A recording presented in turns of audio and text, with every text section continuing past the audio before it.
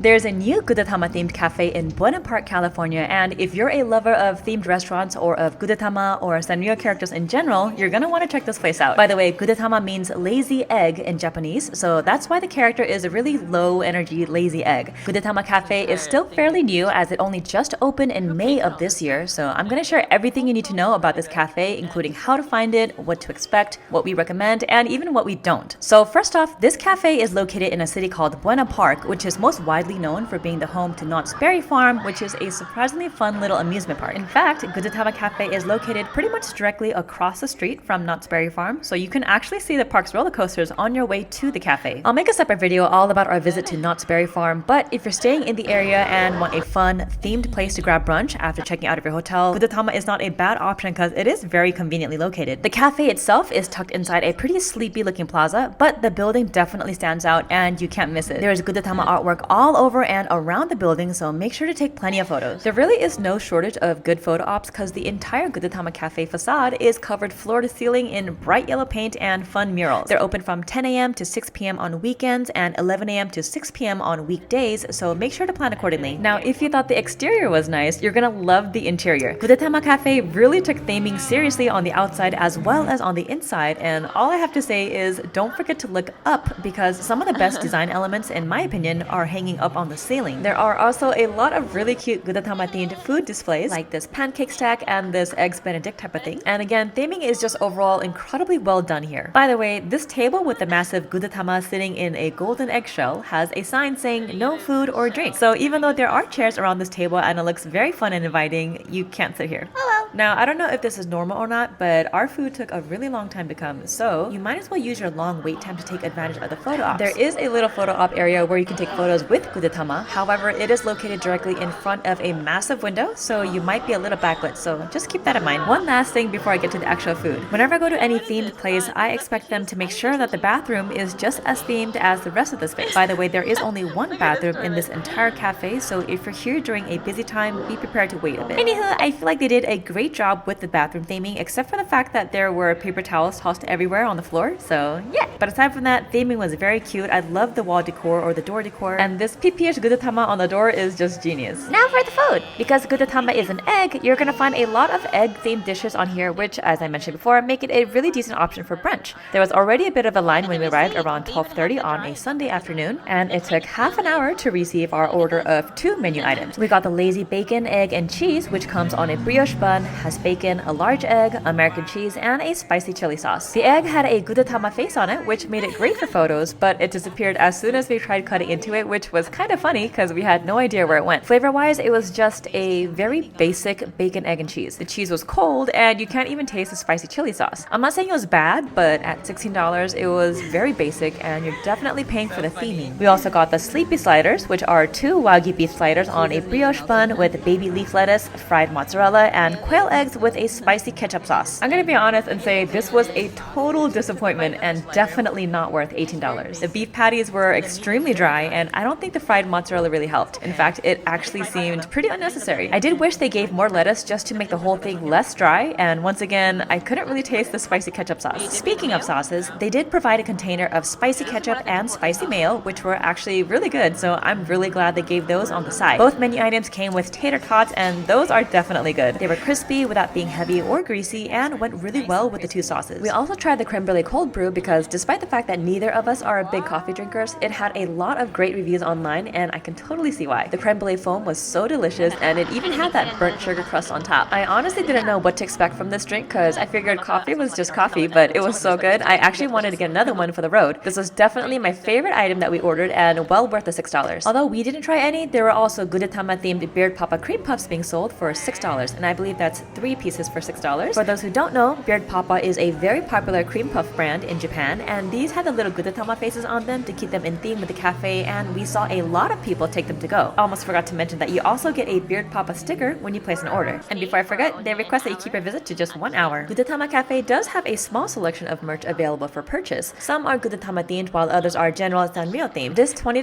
Gudetama plush was hands down the most popular item there, and I saw a lot of people grabbing them right before heading out. Overall, I think if you love themed restaurants, this is worth trying out because theming is great and it's just fun to be surrounded by the fun themed foods and decor. As for the actual food itself, I think if you're one of those people who love breakfast, you will really enjoy this place, but even if you aren't a breakfast lover, I think it's just safer in general to stick with the more general breakfasty items. Oh, and of course, don't forget to grab a creme brulee cold brew on your way out because that is definitely worth it. Now that you're loaded with all this information, would you visit Gudetama Cafe? Let me know in the comments.